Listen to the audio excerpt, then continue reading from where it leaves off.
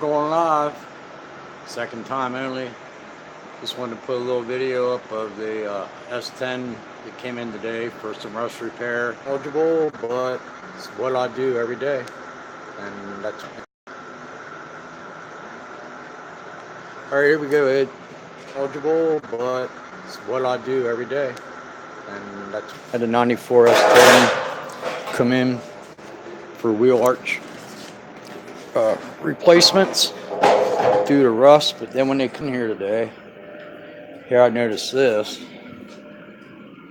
The factory, that lip turns in under. This lip here that sticks out is part of the inner. But what this guy is up to, I put the tailgate down, but he's rhino lining the whole truck. I mean, everything's rhino line. But anyways, I'm going to cut the outer half from here out. I'm cutting it all out, and I'm going to clean that seam up nice, seam seal it, and the new arches only go down to about here, so I can't go all the way down. So a piece of this lip will stay. But anyways, here's the catch. The wheel arches go in that lip here. I'll put it upside down. They go in, they don't stick out. They're actually, aftermarket, which is fine. I can deal with that. They actually stop here. Flat sheet metal. No lip. This lip sticking out is the inner, which I'm going to remove, except for a little piece on each end. Well, I'll probably just leave it there, cut it all out. But I'm going to take a strip of sheet metal from my good old F-250 hood and spot weld a strip of metal in here all the way around, so it sticks out. So then when the guy brings his fender flares back, I can put them on and pop a couple holes in here, whatever it takes. And then that's the left wheel arch. Over there's the right one. But here's what he's doing in this truck. Rhino line it all, because he's going to keep it. A lot of people are doing that around here, it seems. And there was I forget what year it was, a newer, not that new, maybe 12, 10, Escalade.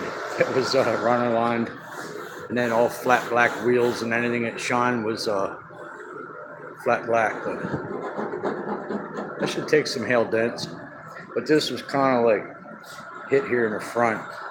This fender gap's tight, so when this all gets done, I have to, and look, they did the sides too, so I got to make sure I gap everything I can possibly gap. That's plenty wide at the door, just the edges of the hood. I'm gonna double check that tailgate, and I gotta reattach all that crap. But here's what's going on here. I got the master cylinder off. Got to replace that booster. Old master cylinder, new master cylinder, new booster. They make two different kinds. Same thing, except for where the pedal hooks up. This was an automatic, so it was like that, bigger, so that part fits into the brake light switch under the dash. Then they had another kind here with some kind of different setup. With that smaller rounded end on. Still has a little square nub there, but wrong one. But it's all right. I mean, it could probably work, but it might not work the brake light switch good. But there's my box for the core on that. This one here gets returned since I don't need it. But it's good there's options. That one was for the one that's a stick. But I got some other news. This guy's been coming around wanting the 93 Suzuki Intruder 800. I told him what I wanted for it. And he's like, well, I take a trade. And I was like, yeah, depending what it is. So this is a 93 Intruder 800 for 12,000 miles. He has a 2000 Suzuki DRZ 400, an enduro bike, dual sport, whatever you want to call them. I was like, cool. And then he's right up the road here, near Red Line, over in Dowstown, a couple minutes away. So I'm like, yeah, you drive it here, because this is fully running, needs nothing. I went over it, got done with it 2 years ago. Absolutely needed nothing at all. Road ready. So he was here checking it out today.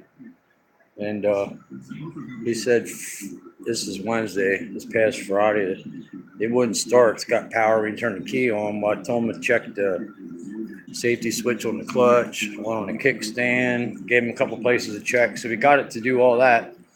I guess he let it sit a little long because, for months due to that. And it runs, but it revs high. I was like, I don't care. Bring it here. Bring everything you have to it here. I'll give you everything I have with my Suzuki with it, because that way I don't have no more Suzuki parts. Only for the BLX 600. And then I'll take it. So easy as that.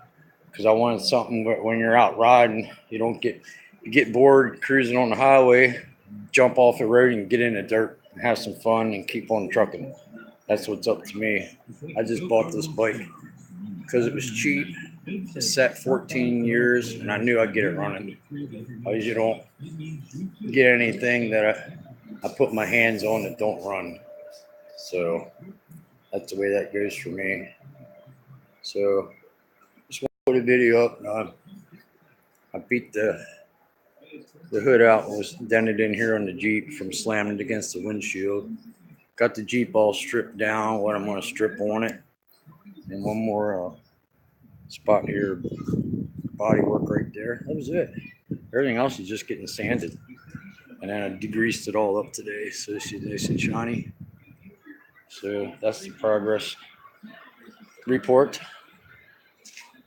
Got to have something to keep your sanity, like stopping working for a little bit. Yeah, look how far out the tires stick. They look like crap with the flares on it. I leave it off. Screw the cops. But anyway, that's all I need to do is fill in 2 little dents, which wasn't nothing but, hammered dolly little dings. I got it all out to like not even a dime of mud.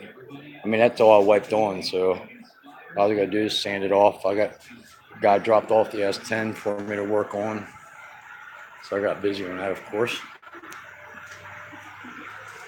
Just wanted to show you another rusty bucket. All the rust gets sent to me. Whatever pays the bills. Works for me. So I should have this done. You can have it like Monday. Good part is too, I only have to get these in primer. And then, like I said, I'm going to take the inner wheel well, the outer half out, which is part of this. And I said I'll make a piece and spot weld it on there. That way I can put the flares on for the guy. And then seam seal it. Seam sealing inside and get it nice and clean. And I'm going to HUD-brite it with the undercoating. Oh yeah, then he wants like a couple dings like this. Which there isn't much. There's just a couple in it. At least it's black, it's easy to see. Probably see that from back here when I move side to side. Maybe? Yeah, right there. A couple little dings in it so once it's rhino lined or Line X, whatever he's gonna do, if they're not in there. But they already had all the inside of the bed done. Up his lip. It's pretty thick. It's at least an 1/8 inch thick there. That's at the top and that's at the edge. That's on the inside of the bed. That's pretty thick. So yeah, I need to make sure any door gaps are right at the top. Well, that looks pretty good. But at the hood here, they're definitely tight. So I'll have to take care of all that. All right, brother.